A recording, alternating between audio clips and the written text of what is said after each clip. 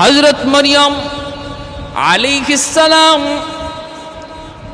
Inner আপন খালু ছিলেন হযরত জাকারিয়া আলাইহিস সালাম।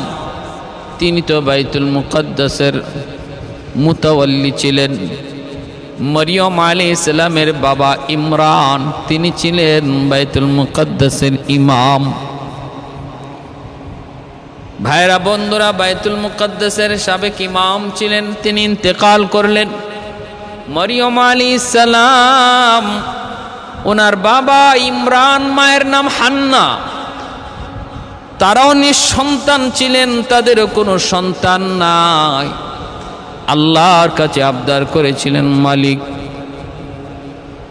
একটা সন্তান দাও না। গাছের নিচে মরিয়ম আলাইহিস সালামের মা হান্না বিশ্রাম নিতেছেন। ওই অবস্থায় তিনি দেখলেন একটা মা পাখি তার বাচ্চাগুলিকে খাওয়াইতেছে, আর বাচ্চারা খানার জন্য মুখ হাঁ করে কিচির মিচির করে মা মা বলে ডাকতেছে। আর মা পাখিটা খানা নিয়ে বাচ্চাগুলির মুখের ভিতরে খানা দিতেছে। মরিয়ম আলাইহিস সালামের মা হান্না তিনি দৃশ্যটা দেখলেন, দেখে চোখ থেকে দর দর করে পানি ঝরতেছে। কান্দেন আর বলেন, মালিক একটা পাখিকে তুমি যদি মাতৃত্বের মায়া মমতা বুঝবার একটু সুযোগ করে দিয়েছ, আমি তো আশরাফুল মাখলুকাত, সৃষ্টির শ্রেষ্ঠ জীব, আল্লাহ আমাকে কি তুমি মাতৃত্বের মায়া বুঝার একটু সুযোগ দিবা না? একটা পাখি যদি মা হওয়ার আনন্দ অনুভব করলো, আমি বুঝি মা হওয়ার আনন্দ অনুভব করব না? আমারও তো মন চায় মা হতে, আমারও তো মন চায় সন্তানকে আদর করতে, আমারও তো মন চায় সন্তানের মুখে খানা উঠায় দিতে, আমারও তো মন চায় মা ডাক শুনতে। আল্লাহ তুমি কি আমাকে মধুর মা ডাক শোনার একটু সুযোগ করে দিবা না? আল্লাহর কাছে এই বইলা তিনি মাছি ওই পাখিটার উসিলা ধরে যখন দোয়া করলেন, আল্লাহ পাক তার দোয়াটা কবুল করে নিলেন আর জানায় দিলেন, আমি তোমাদেরকে একটা সন্তান দেব। দিলেন ও আল্লাহ।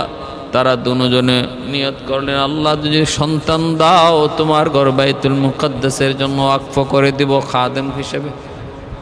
দিলেন, আল্লাহ দিলেন, কিন্তু ছেলে না, দিলেন মেয়ে। প্রশ্ন করলেন, মালিক মেয়ে সন্তান কি করব? আল্লাহ বলে, লাইসা যাকারু কাল উনসা, সব মেয়ে সব ছেলেই মেয়েটার সমান হবে না, জেনতেন কোনো মেয়ে নয়। শর্ত মোতাবিক, ওয়াদা মোতাবিক মেয়েটাকে আল্লাহর ঘর বাইতুল মুকদ্দাসে দিয়া দিলেন, ওয়াকফ করে দিলেন। এইবার মরিয়ম আলাইহিস সালামের দায়িত্ব কে নিবেন? সবাই নিতে চায়, বরকতি বাচ্চা। লটারি দেওয়া হলো। মরিয়ম আলাইহিস সালামের আপন খালু জাকারিয়া আলাইহিস সালাম, লটারিতে উনি জিতে গেলেন। ওনার নাম উঠল, উনি দেখভাল করেন। বাইতুল মুকদ্দাসের পাশে একটা ছোট্ট কামরা বানায় রাখলেন। একটা ধাত্রী তিনি নিয়োগ দিলেন, ধাত্রী ওনাকে দুধ পান করাইতো। আস্তে আস্তে মরিয়ম আলাইহিস সালাম তিনি বড় হতে লাগলেন। ওই রুমটার ভিতরেই থাকেন। জাকারিয়া আলাইহিস সালাম কোথাও বের হতে যাইতে তিনি দরজা বন্ধ করে চলে যাইতেন, ফিরে এসে দরজা খুলতেন।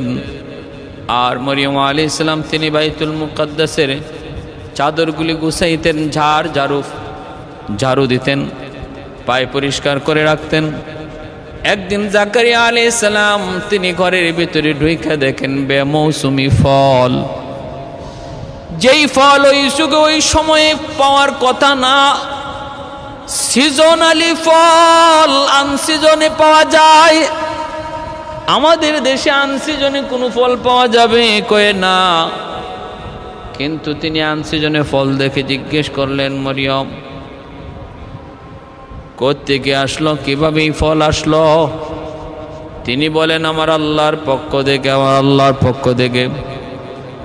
জাকারিয়া আলাইহিস সালাম তখন বলেন, আল্লাহ,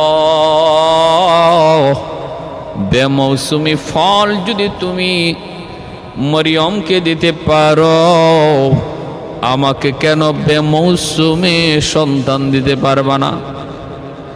সন্তান নেওয়ার জন্য গায়ে শক্তি লাগে, যৌবনকাল লাগে, এটা হলো সিজন। কিন্তু মরিয়মকে আনসিজনে ফল দিতে পেরেছো।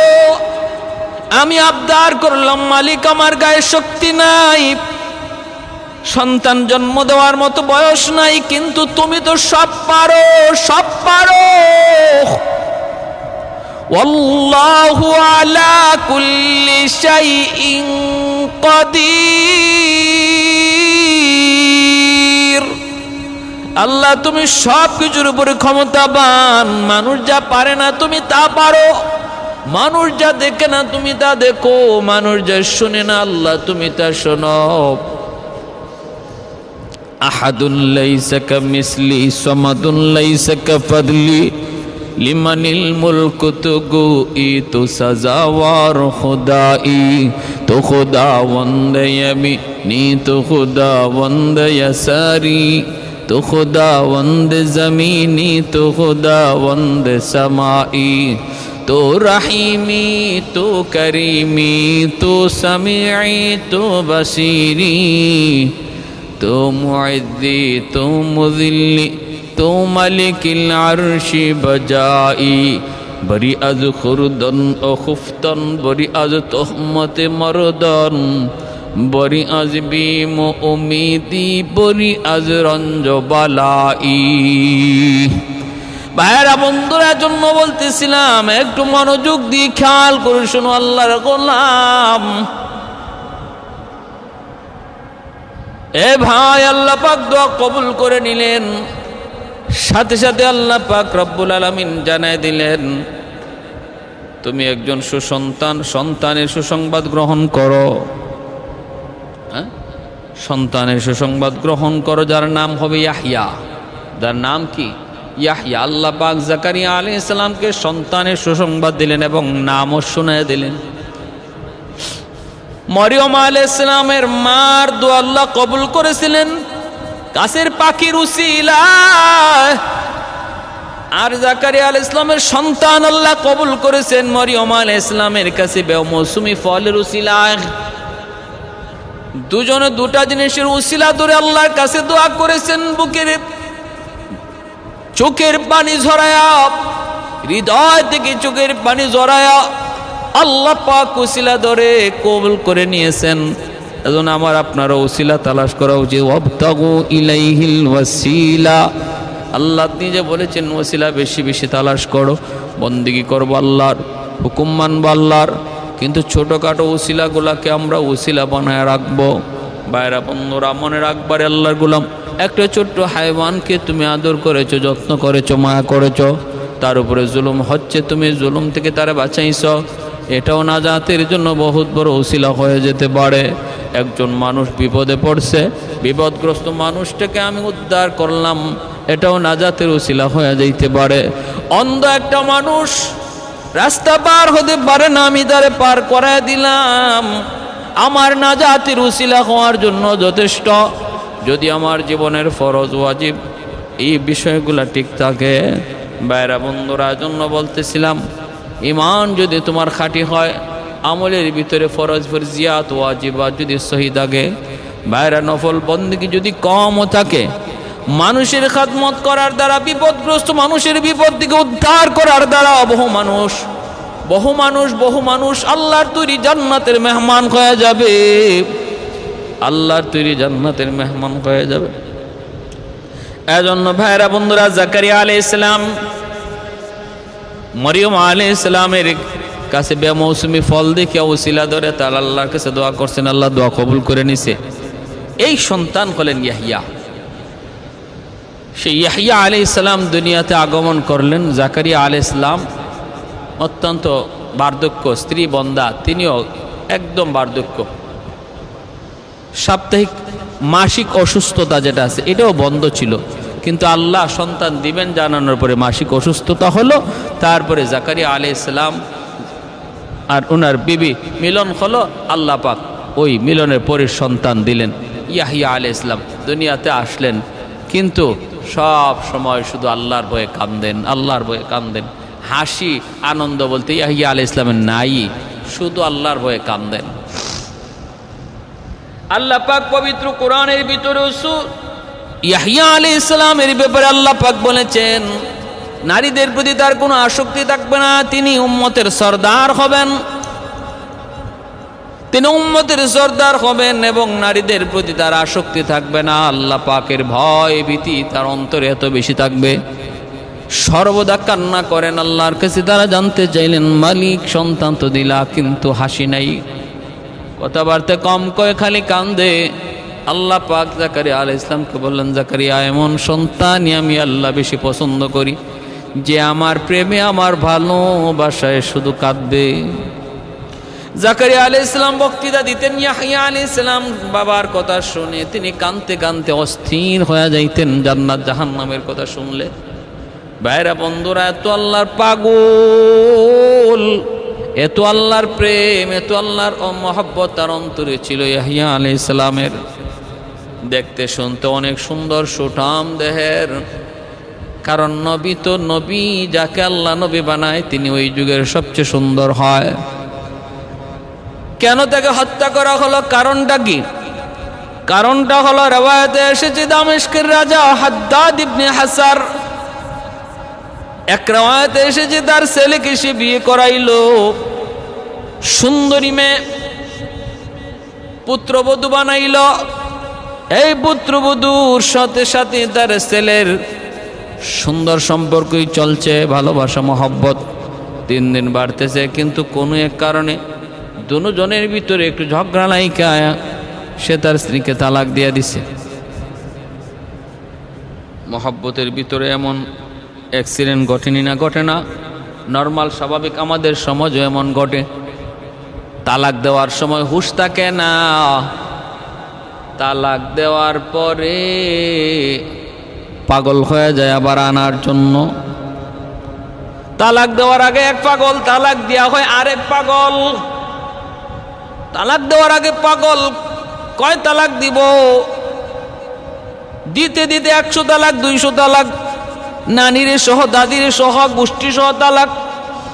এরপরে আবার দেখা যায় আরেক পাগল হয়, হুজুরের কাছে যায়, কয় হুজুর ভুল করে লইছি, হুজুর ভুল করে ফেলেছি, রাগের মাথায় তালাক দিয়ে ফেলছি, হুজুর গুসায় তালাক দিয়ে ফেলছি, এখন কি করি? বাচ্চা কাচ্চার মুখের দিকে তাকাইতে পারি না, হুজুর রাতে ঘুম ধরে না, হুজুর কেমন করে কি করা যায়? এখন হয়েছে আরেক পাগল। বাইরা বন্ধুরা, সমাজে এমন কত রঙের পাগল, কত ঢঙ্গের পাগল দেখা যায়নি, দেখা যায় না, অভাব নাই। কিন্তু মনে রাখবা, আবেগে শরীয়ত চলে না। যত কান্নাকাটি কর, আবেগ দিয়া কখনো শরীয়ত চলে না। হুঁশ নাই, মাথা গরম ছিল, এই বইলেও শরীয়তের বিধান কোনোদিন পাল্টানো যায় না। শরীয়তের বিধান তো বিধান। তালাক দেওয়ার তরিকা হলো 3 মাসে 3টা, 3 মাসে 3টা তালাক দাও, তাও তার পবিত্রতার হালতে, অসুস্থ অবস্থায় নয়। নির্ধারিত মাসে যে অসুস্থ থাকে, অসুস্থতার ভিতরে তালাক নয়, যখন পবিত্র থাকে তখন তালাক দেওয়া। এটা হলো আমার ভাইয়েরা বন্ধুরা, তালাক দেওয়ার তরিকা ভালো করে শোনেন। এ ভাই পবিত্র অবস্থায় 1 তালাক দিবে, পরের মাসে আরেকটা তালাক দিবে, এতটুকু সময়ের ভিতরে সে তালাক রুজু করার সুযোগ পাবে।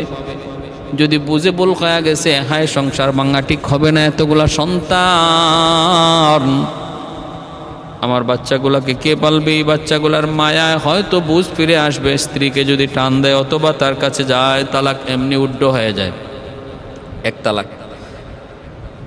কিন্তু যদি 1 মাসের ভিতরেও কথা না কয় অথবা তালাক রুজু না করে, 2য় মাসে সে আরেকটা তালাক দিবে, তাও পবিত্রতার হালতে। 2য় মাসে আরেকটা তালাক দিবে। যদি সে সংশোধন না হয়, স্ত্রীকে যে কারণে তালাক দিছে, এই স্ত্রী যদি সংশোধন না হয়, 2য় মাসে সে আরেকটা তালাক দিবে। এই দুই তালাক দেওয়ার পরেও স্ত্রীকে ফিরে আনার সুযোগ আছে। স্ত্রীকে ফিরে আনার সুযোগ আছে। আকদ করার মাধ্যমে স্ত্রীকে ফিরে আনা যায়, আরেকজনের কাছে বিয়ে দেওয়া লাগে না। কিন্তু 2 মাস পরও যদি স্ত্রী সংশোধন না হয় আর সেও স্ত্রীকে ফিরে না আনে, 3 মাসের মাথায় সে আরেকটা তালাক দেয়, তাহলে 3 তালাকে বাইন হয়ে যায়, তালাকে মোগাল্লাজা। এই 3 তালাকের পরে আর কোনো সুযোগ নাই এটাকে ফিরে আনার। এখন আর স্ত্রীকে ফিরে আনার সুযোগ নাই, কোনোভাবেই সুযোগ নাই। তবে একটা সুযোগ, যদি তার স্ত্রীকে আরেকজনে বিয়ে করে, কোনো শর্ত সারাইত নয়, যেটাকে আমরা শরীয়তের ভাষায় হিল্লা বলি। যদি অন্যত্র তার বিয়ে হয় আর ওই স্বামী তার স্ব-ইচ্ছায় তালাক দেয়, তখন প্রথম স্বামী চাইলে আবার ফিরে আনতে পারবে। আল্লাহ নবী তার হাদিস শরীফের মধ্যে বলছেন, তালাক দেওয়ার পরে, 3 তালাক দেওয়ার পরে যে তার স্ত্রীকে ফিরে আনতে চায়, সে যেন তার বমি আবার নিজে খাইতে চায়। এটা এত নিকৃষ্ট বলেছেন। কেন তুমি এত বুঝিয়া তালাকটা দিলা না? এটা খেলনার বিষয় নয়, এটা তামসা করার বিষয় নয়, ডং করার বিষয় নয়, অত্যন্ত সেন্সিটিভ। বন্দুকের নল থেকে গুলি বের হয়ে গেলে যেমন এই গুলি আর ফিরে আনা যায় না,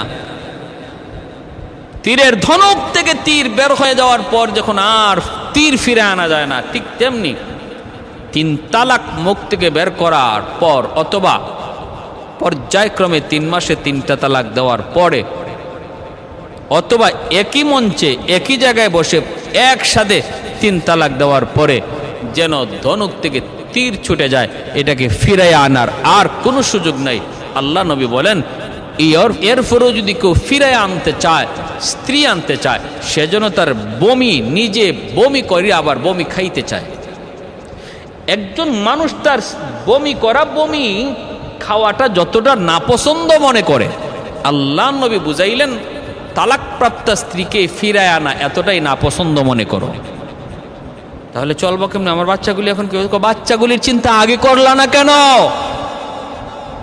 ইসলাম তোমার সুযোগ দিছে 3 মাসে 3টা তালাক দেওয়ার, তুমি একসাথে 3 তালাক দেওয়ার বিধানটা পাইলা কোথায়?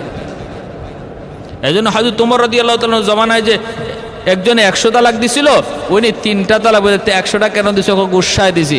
হয়তো তোমার তো তালাক দেওয়ার অধিকার হলো 3টা, 3 তালাক দিছো, 3 তালাকে তোমার স্ত্রী তালাক হয়ে গেছে, আর বাকি তাকে 97টা কেন দিছো? জিদ করে 97টা তালাক এখন তোমার পিঠে পড়বে, এই বলে হযরত ওমর 97টা বেত তারে দিছিলেন। আজকে আমাদের সমাজে যারা এরকমভাবে গুসা কইরা জিদের বশবর্তী হইয়া, 1 তালাক 2 তালাক কইতে 3 তালাক সহ সব বইলা ফেলায়, আর একসাথে দিয়া 14 গোষ্ঠী সহ তালাক দিয়ে এখন তালাক উদ্ধার করতে চায়। এটা কত বড় জঘন্য গুনাহ জানেন? কবিরা তালাক পতিত হয়ে গেছে, কিন্তু তার বহুত বড় গুনাহ হয়েছে, কবিরা গুনাহ হয়েছে। তালাক তো হয়ে গেছে, এটাকে আর ফিরে আনার সুযোগ নেই। কিন্তু আমাদের সমাজে কিছু আল্ট্রামডার্ন মৌলবী আছে, আহলে হাদিস মার্কা মৌলবী আছে, ওদের কাছে গেলে পরে দেখবেন ওরা বলবে তালাক হয়ই নাই, সংসার করো, লিখিত তালাক না দিলে তালাক হবে না, একসাথে এক জায়গায় বসে 3 তালাক দিলে 3 তালাক হবে না, এই ধরনের ফতোয়া দিয়া আজকে যেই সমস্ত ঘরের ভিতরে তালাকপ্রাপ্ত মহিলাকে আবার ফিরাইয়া দিয়া সংসার করাইতেছে, এখানে জিনা হচ্ছে। এরপরে যে সন্তানগুলা জন্ম নিচ্ছে, সন্তান অবৈধ সন্তান হচ্ছে, জারজ সন্তান হচ্ছে। যেই সমাজে যেই ঘরে বৈধতার নামে অবৈধতা চলছে, হালালের নামে হারামজাদা তৈরি হচ্ছে, এই সমাজ থেকে শান্তি কি করে আশা করা যায়? শান্তি কি করে আশা করা যায়? দুর্নীতি আর সন্ত্রাস বন্ধ হওয়ার আশা কি করে করা যায়? যেই সমাজে যার সন্তান তৈরি হচ্ছে, অবৈধ সন্তান তৈরি হচ্ছে বৈধতার নামে, হালালের নামে। প্যারে হাজিরিন, এজন্য বলি সাবধান, তালাক নিয়ে কেউ তামসা করবেন না। আর যদি করেন, খবরদার কোনো মৌলবীর কাছে যাবেন না, কান্নাকাটি করবেন না, সুযোগ নাই, শেষ তো শেষ। এটা জেহেন থেকে একদম পুরা মুছে ফেলতে হবে। ভাইরা বন্ধুরা, জাকারিয়া আলাইহিস সালামের জমানার ঘটনা এরকম একটা ঘটছে হযরত ইয়াহিয়া আলাইহিস সালামের সাথে। এই বাদশাহ দামেস্কের বাদশাহ সে তার ছেলেকে সুন্দরী মেয়ে বিয়ে করাইছে। কোন রাওয়ায়াতে আসছে তারই ভাতিজি, খুব সুন্দরী, সম্পর্ক ভালো ছিল, মহব্বতও ভালো ছিল রাজার পোলার সাথে। এরপরে তালাক দিয়ে দিছে। এখন তালাক দেওয়ার পরে ওই যে বললাম, তালাক দেওয়ার আগে হয় এক পাগল, আর তালাক দিয়া হয় আরেক পাগল। এখন পাগল হয়ে গেছে আবার আনার জন্য, ফিরে আনার জন্য। হযরত ইয়াহইয়া আলাইহিস সালামের কাছে গেছে, একটু আমাদেরকে অনুমতি দেন, আমি আমার স্ত্রীটাকে আবার আনতে চাই।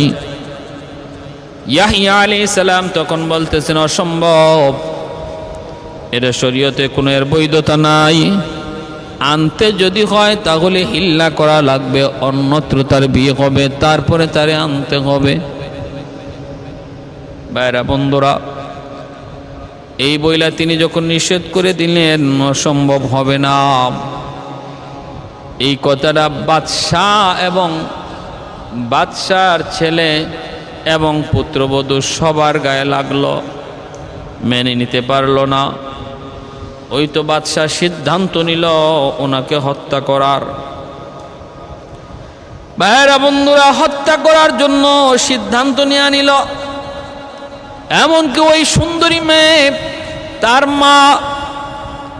তার মা পর্যন্ত পারিবারিকভাবে সবাই একমতে পৌঁছে গেল ইয়াহইয়ার কল্যাণ চাই, তারা হত্যা করা চাই। হত্যা করার জন্য তারা নির্দেশ দিল, জল্লাদ রাখলো।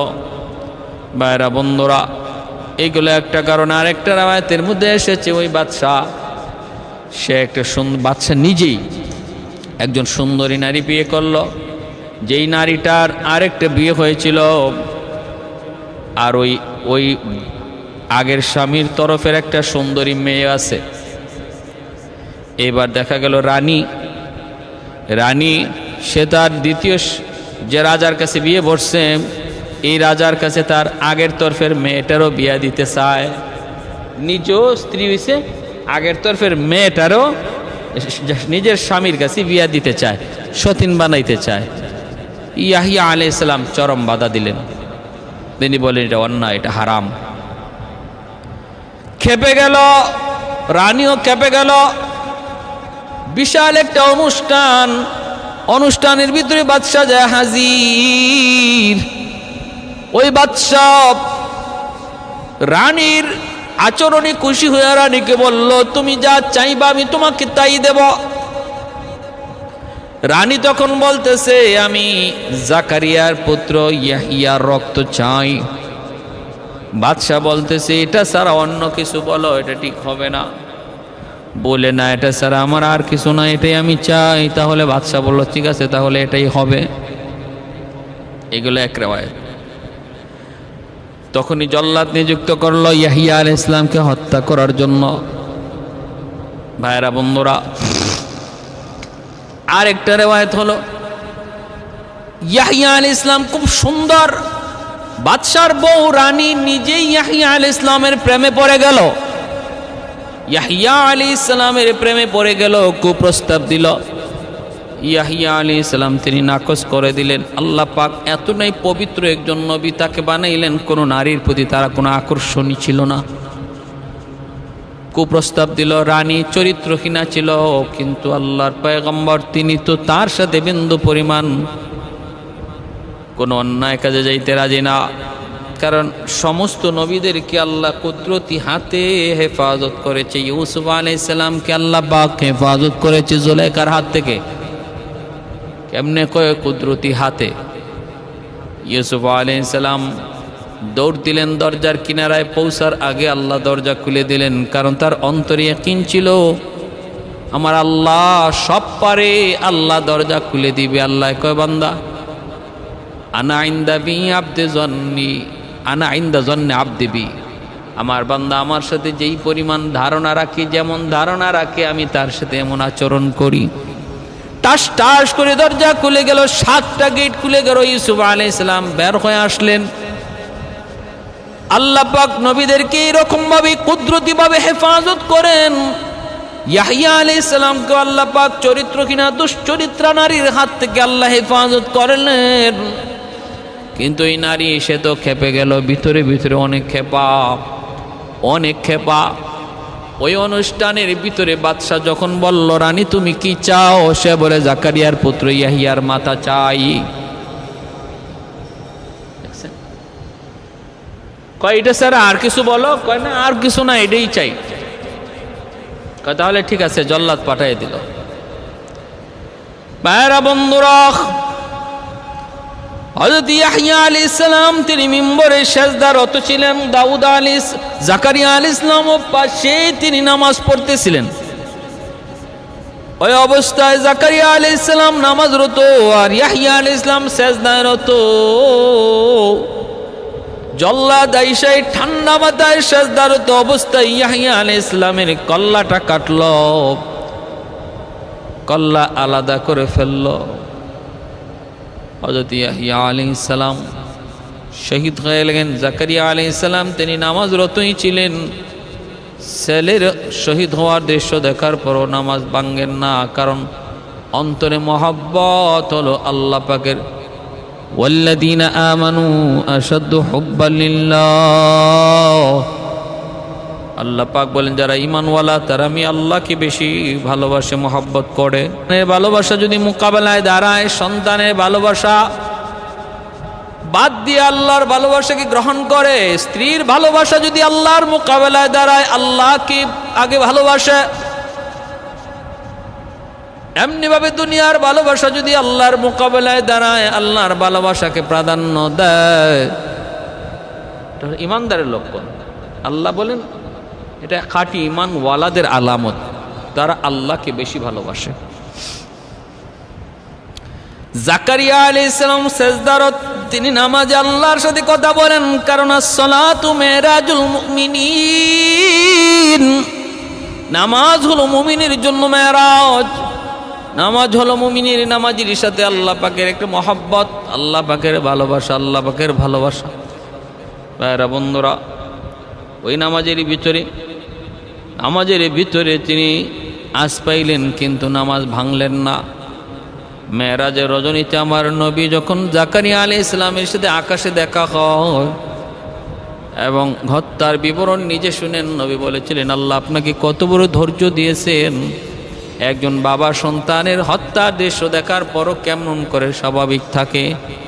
আল্লাহর ভালোবাসা যার অন্তরে এত বেশি, এত বেশি ভালোবাসা, বিধায় এটা সম্ভব হয়েছে, নতুবা সম্ভব নয়। ভাইরা বন্ধুরা, তবে মনে রাখবেন যার অন্তরে যারে আল্লাহ যত বেশি ভালো পায়, তার দ্বারা ভুল কম হলেও সেটা বড় হয়ে যায়। হাসানাতুল আবরার সাইয়্যাতুল মুকাররাবিন। একজন আম মানুষ যা করে, একজন আলেম যদি তা করে, আমকে আল্লাহ ধরে না, কিন্তু আলেমকে আল্লাহ ধরে ফেলবে। একজন সাধারণ আলেম যা করলো, একজন বুজুর্গ আল্লাহওয়ালাও তা করলো, সাধারণ আলেমকে আল্লাহ পাকড়াও করবে না, কিন্তু বুজুর্গকে আল্লাহ পাকড়াও করে ফেলবে। একজন ওলি আল্লাহ যা করে তারে আল্লাহ ধরবে না, কিন্তু এই দুষ্টাই যদি একজন নবী করে, আল্লাহ তারে পাকড়াও করে ফেলবে। কারণ যে আল্লাহর যত কাছে তার অপরাধ তত বড়, তার অপরাধ তত বড়। যে আল্লাহর যত কাছে তার অপরাধ ছোট হলো তত বড়। হাসানাতুল আবরার সাইয়্যাতুল মুকাররাবিন। ইয়াকুব আলাইহিস সালাম তাহাজ্জুদের নামাজে রত। ইউসুফ আলাইহিস সালাম খাটের উপরে তিনি ঘুমাইতেছেন, মা নাই, মারা গেছেন। ঘুমন্ত সন্তান কান্না করছে, সাজদার জায়গা থেকে চোখটা একটু সরে গেছে সন্তানের দিকে। এতে করে আল্লাহ পাক নারাজ হয়ে গেছেন। আল্লাহ বলে ইয়াকুব, সন্তানের মহব্বত বুঝি আমি আল্লাহর চেয়ে বেশি বড় হয়ে গেল। আমার সাথে কথা বলতেছো, আমার দিকে তাকায় রইছো, সন্তানের কান্নার আওয়াজ শুনে তোমার চোখটা সন্তানের দিকে চলে গেল, আমার দিক থেকে মনোযোগ সরে গেল। আমি আল্লাহ সেটা বরদাস্ত করতে পারলাম না। ঠিক আছে না, এই সন্তানকে আমি তোমার পাশে রাখবো না, এই সন্তান তোমার চোখের সামনে রাখবো না, সন্তানকে তোমার চোখের আড়াল করে রাখবো। আর যেই চোখ তুমি সরাইছিলে আমার সাথে আমার দিকে তাকানো থেকে, এই চোখ আমি অন্ধ বানায় দেব। এজন্য সারাটা জীবন ইউসুফ আলাইহিস সালাম ইয়াকুব আলাইহিস সালামের চোখের আড়ালে ছিলেন। ইউসুফ আলাইহিস সালাম মিশরের প্রধানমন্ত্রী হলেন, তবু বাবাকে খবর দেন না, বাবা আমি ইউসুফ বেঁচে আছি। মিশরের কারাগারে জুলেখার ঘরে ইউসুফ বাবাকে খবর দিতে পারতেন, বাবা আমি ইউসুফ বেঁচে আছি, কিন্তু কোন হিকমতের কারণে ইনি খবর দেন না, এটা আল্লাহ পাকের নিষেধ ছিল, আল্লাহ পাকের নিষেধ। ভাইরা বন্ধুরা, জন্য বলতেছিলাম, এরে আল্লাহর গোলাম মনে রাখবা, নামাজ পড়তেছো, আল্লাহর হুকুম মানতেছো, দেখবা তোমার আমার উপরে মুসিবত আসবে বেশি। আরেকজনে নামাজ পড়ে না, রোজা রাখে না, হালাল হারাম মানে না, ওর উপরে পরীক্ষা কম, মুসিবত কম। তোমার আমার যদি একটু ভুল হয়, আল্লাহ পাক সাথে সাথে ভুল শুধরায় দিবে। কিছু বিপদ দিয়া মুসিবত দিয়া আল্লাহ পাক সাথে সাথে ভুল শুধরায় দিবে, কারণ আল্লাহ তোমারে আমারে ভালোবাসে, মহব্বত করে। আর অত বেলাইনে আছে, বেপথে আছে, ওর পথে ও চলতেছে, এজন্য ওরে আল্লাহ ধরেও না, ওরে আল্লাহ কিছু পরীক্ষাও করে না, কারণ ওর আখেরাত বরবাদ, ওর আখেরাত বরবাদ। যার আখেরাত আলোকিত, তার দুনিয়ার ভিতরে বিপদ মুসিবত পরীক্ষা তত বেশি। এজন্য অমুসলিমদের, বেঈমানদের, কাফের কুফফারদের, পাপিষ্ঠদের, ফাসিক ফুজ্জারদের জৌলসতা আনন্দ উল্লাস দেখে কষ্ট পাওয়ার কোনো কারণ নেই, কারণ ওদের আখেরাত বরবাদ। এজন্য আল্লাহ তাদেরকে দুনিয়া দেয়া দিছে। আর যার জন্য আখেরাত আল্লাহ রাখছে, তারে আল্লাহ দুনিয়াতে কষ্ট, পরীক্ষা নিরীক্ষা, আপদ বিপদ মুসিবত, অভাব অনটন দিয়ে আল্লাহ রাখছে, অভাব অনটন দিয়ে রাখছে। অতএব ধৈর্য হারা হওয়ার কিছুই নেই। وَلَنَبْلُوَنَّكُمْ بِشَيْءٍ مِّنَ الْخَوْفِ وَالْجُوعِ وَنَقْصٍ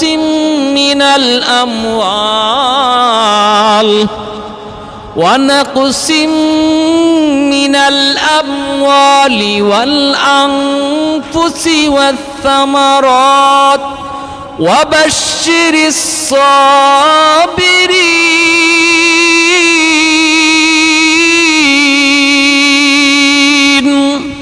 আল্লাহ পাক রব্বুল আলামিন কয়, আমি খোদা দিয়ে অভাব দিয়া, কখনো তোমাদের উপরে মুসিবত দিয়া, জানমালের ক্ষতি করায়া, ফসলাদির ক্ষতি করায়া তোমাদের ইমানের পরীক্ষা নেব। যারা সবর করবা তাদের জন্য রয়েছে পুরস্কার, তাদের জন্য আমি আল্লাহর পক্ষ থেকে পুরস্কার। ভাইরা বন্ধুরা, জন্য বলতেছিলাম, জাকারিয়া আলাইহিস সালাম আল্লাহ নবীর কাছে বলছেন, মেরাজের রজনীতে মায়ার নবীর সাথে দেখা হয়েছে। ইয়াহইয়া আলাইহিস সালামের মাথাকে কর্তন করা হলো। এই খণ্ডিত মাথা ওই যে ভাইরা বন্ধুরা, যেই মেয়ে 3 রাওয়ায়াতের কথা বললাম, প্রথম রাওয়ায়াতের কথা শুনেন। খণ্ডিত মস্তকটা যখন নিয়ে যাওয়া হলো, ওই রাজার ছেলের বউ, পুত্রবধূ, তার কাছে নিয়ে যখন দিল, নেও মাথা নেও, তোমাকে আবার বিবাহ করার ক্ষেত্রে যে বলছিল হালাল না, হিল্লা করা লাগবে, তার মাথা লইয়া যাও। কার? কই ইয়াহইয়া। আমার ভাইরা কিতাবের ভিতরে লিখেন, ইয়াহইয়া আলাইহিস সালামের কর্তিত মাথা থেকে ও তখন আওয়াজ বের হইতেছিল, হালাল নয়, বৈধ নয়, অবৈধ। হিল্লা ছাড়া অন্যত্র বিয়ে বসা ছাড়া আবার বিয়ে করা হারাম, বৈধ নয়, অবৈধ। কর্তিত মাথা থেকে আওয়াজ বের হয়, সাথে সাথে একটা পাত্রের মধ্যে ডেকে ফেলে।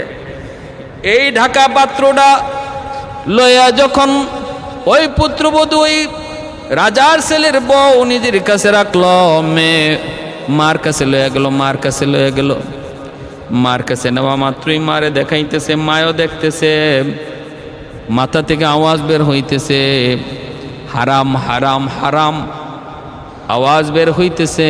কর্তিত মাথা থেকে হারাম হারাম, ভয় পেয়ে গেছে। সাথে সাথে মায় দেখে এই রানী, এই রাজকুমারের বউ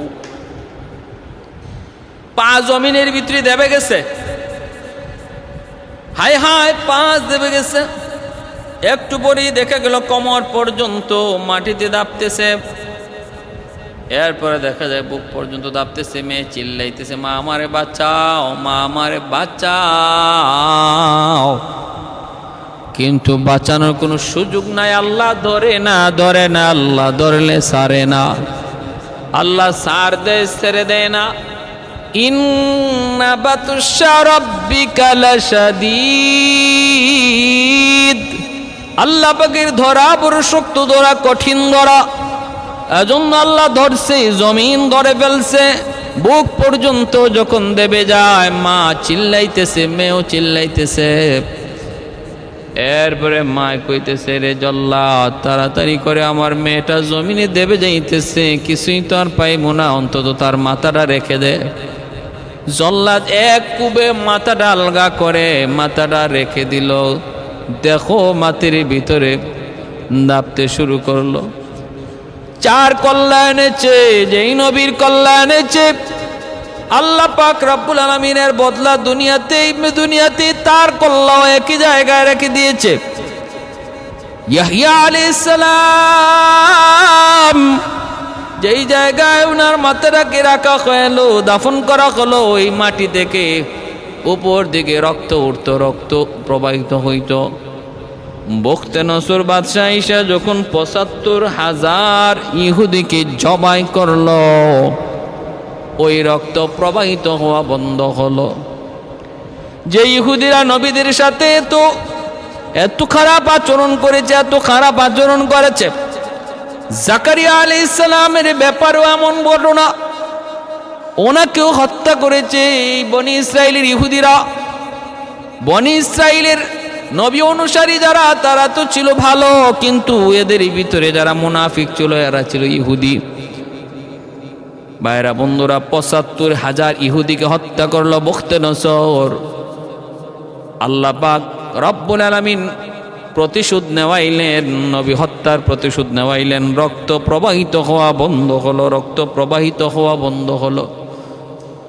এ ভাই, এজন্য বলতেছিলাম হযরত ইয়াহইয়া আলাইহিস সালামের শাহাদাতটা এইভাবে হয়েছে। আল্লাহ পাক রব্বুল আলামিন বদলাও নিছে। আল্লাহ পাক কি করছে? উপযুক্ত বদলাও নিছে।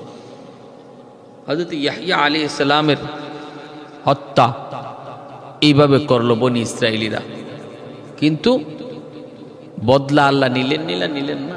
আল্লাহ যথাযথ বদলা নিলেন। এজন্যই ইমানদার মোমেনদের সাথে যারাই যখন যে যুগে অন্যায় আচরণ করবে, আল্লাহ পাক এটা ধরবেন, আজ নয় কাল। জালেম দিয়া জালেমকে আল্লাহ শায়েস্তা করবেন। যারা মজলুমের উপরে জুলুম করেছে, ওই জালেম আজ নয় কাল আরেক জালেম দ্বারা আক্রান্ত হবে।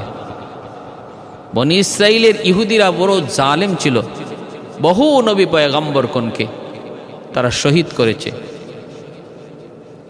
ইয়া হাসরাতান আলাল ইবাদ মা ইয়াতিহিম মির রাসূলিন ইল্লা কানু বিহি ইস্তাহজিউন। আল্লাহ পাক আফসোস করে করে বলেন, হায় আফসোস, আমার গোলামদের প্রতি আমি আল্লাহর বড় আফসোস। এরা আমার এমন কোনো নবী নাই যেই নবীর উপর সাথে ওরা ঠাট্টা করে নাই, মস্কারি করে নাই, জুলুম করে নাই। আমার এমন কোনো নবী নাই যেই নবীর উপরে আমার বান্দারা, আমার গোলামেরা তারা কোনো নির্যাতন করে নাই। সকল নবীর উপরই তার উম্মতেরা, নূহ নবীর উপরে এত বৃষ্টির মতো পাথর ছিটাইতো, বৃষ্টির মতো, স্তূপের নিচে পড়ে যেতেন আল্লাহর পয়গম্বর নূহ। সন্ধ্যার সময় জান্নাতি মলম লয়া জিব্রাইল আমিন হাজির হইতেন। স্তূপের নিচ থেকে পয়গম্বর নূহ আলাইহিস সালামকে তুলতেন, জান্নাতি মলম তিনি লাগাইতেন। এই জান্নাতি মলম লাগায় লাগায় কিছুটা সুস্থ করতেন। সুস্থ হওয়ার পরে নূহ নবী জিজ্ঞেস করতেন, নবী গো আগামীকাল কি কাজ? বলতেন, ভাই জিব্রাইল আগামীকাল কি কাজ? জিব্রাইল আমিন কয়, নবী গো আজকে যেই কাজ আগামীকালও সেই কাজ। দ্বিতীয় দিন দাওয়াত দিতেন, আবার বৃষ্টির মতো পাথর ওই স্তূপ থেকে আল্লাহ জিব্রাইলকে পাঠিয়ে তুলতেন, ওখান থেকে বের করিতেন, জান্নাতি মলম লাগাইতেন, শরীরটা সুস্থ হইত, প্রচন্ড ব্যথা। ভাই জিব্রাইল আগামীকাল কি কাম? বলে আজ যে কাম আগামীকালও সেই কাম। এত নির্যাতন, এত নিপীড়ন আমার নবী, রহমতের নবী, সাইয়্যিদুল মুরসালিন নবী মুহাম্মদুর রাসূলুল্লাহর সাথেও তার উম্মতরা কম নির্যাতন করে নাই। আপনজন, প্রিয়জন, আপন চাচারা পর্যন্ত নবীকে জন্মভূমিতে থাকতে দেয় নাই। বাধ্য হয়ে আমার নবী মদিনায় হিজরত করতে হলো। এ কথারে আল্লাহ পাক আফসোস করে সূরা ইয়াসিনের মধ্যে বলছেন, ইয়া হাসরাতান আলাল ইবাদ মা ইয়াতিহিম মির রাসূলিন ইল্লা কানু বিহি ইস্তাহজিউন। আমার ভাইরা, বন্ধুরা, এজন্য বলতেছি